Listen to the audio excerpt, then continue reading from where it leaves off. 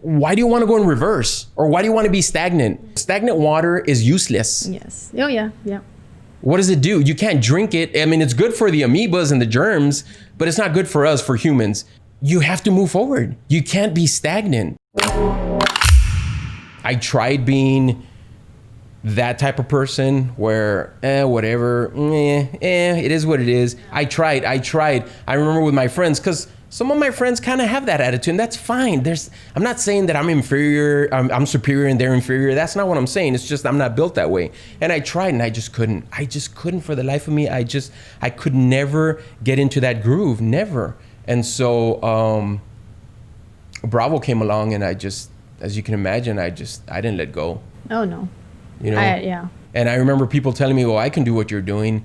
I'm like, okay, yeah. I mean, yeah, fine. Yeah, and anybody can make a holster. That making the holster is the easiest thing.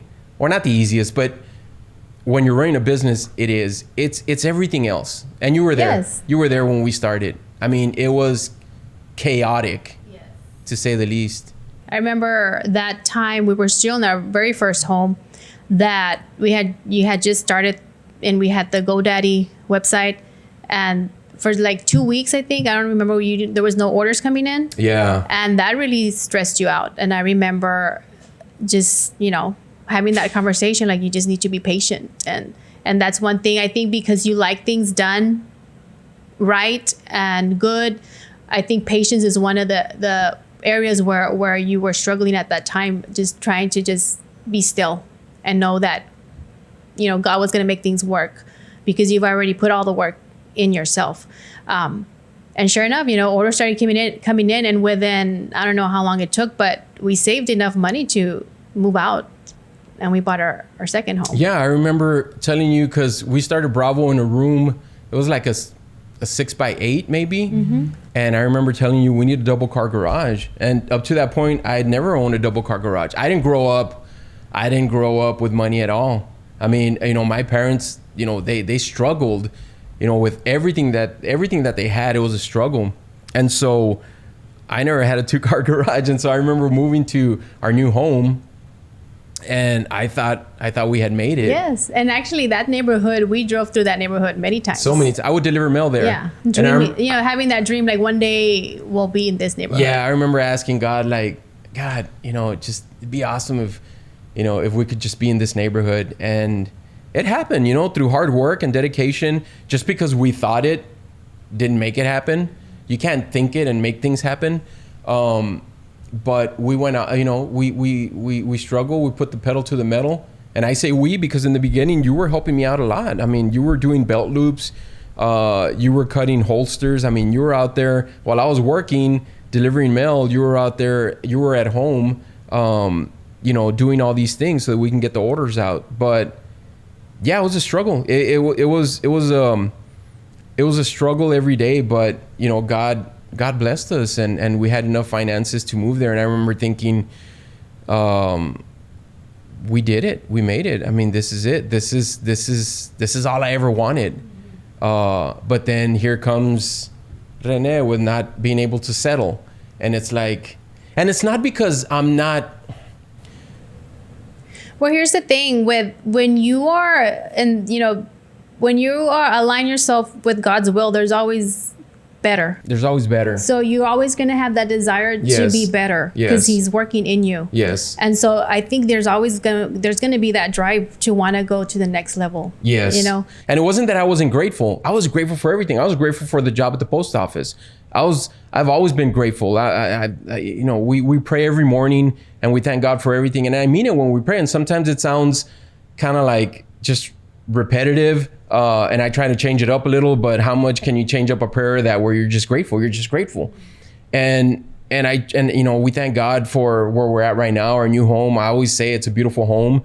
And, but it's not that I'm not grateful. It's just that here comes that other chapter in life. Yes. And here we go. And it's not the money. It's not the money. If it was the money, I wouldn't be spending hundreds of thousands of dollars on a CNC machine or an injection mold machine, or, it's not about the money. It's about just taking something and making it better, whether it's a product or a relationship, or our relationship with God, our family, or the neighborhood we live in, or the car you buy. You know, why do you want to go in reverse, or why do you want to be stagnant? You know, let's talk practical here, right? Because we talk spiritual. Let's talk practical. Stagnant water is useless. Yes. Oh yeah. Yeah. What does it do? You can't drink it. I mean, it's good for the amoebas and the germs, but it's not good for us, for humans. And we need to look at that because God created us in his image. We're talking about us. We're not talking about the amoebas. Well, it's good for the night owl or the owl because that's where, no. We're talking about us. We're talking about humans. We're talking about people with souls, right? Yes. You have to move forward. You can't be stagnant. Stagnancy is just as bad, even worse than moving backwards, because when you're moving backwards, at least you feel you're falling back and you feel gravity pull you. When you're stagnant, you don't. It's the frog in the hot water, right? Mm-hmm. And you know, you just keep turning up that flame, and by the time you know it, the frog is you know, it's boiled, right? And so that's what it is. It's the natural fight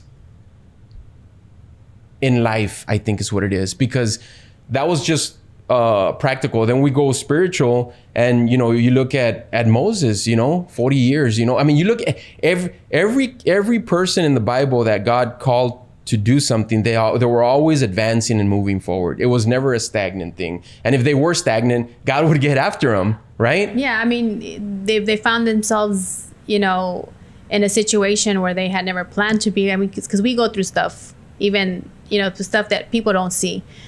Yes. But yet even in that struggle, you know, we push forward. Just, you know, Joseph is a great example that, you know, he had been given dreams that he would one day, you know, rule over his brothers, and then his brothers sell him as a slave.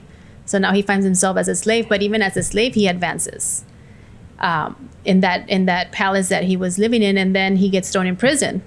And then even in that prison, he advances as always, you know, being the helper for the prison guard, even as a prisoner. And they found favor in him. Yeah, and they found favor in him. And then, you know, he gets pulled out to interpret dreams. And, you know, God just has to put you sometimes through the struggle so that you can find out who you are. Yeah, exactly.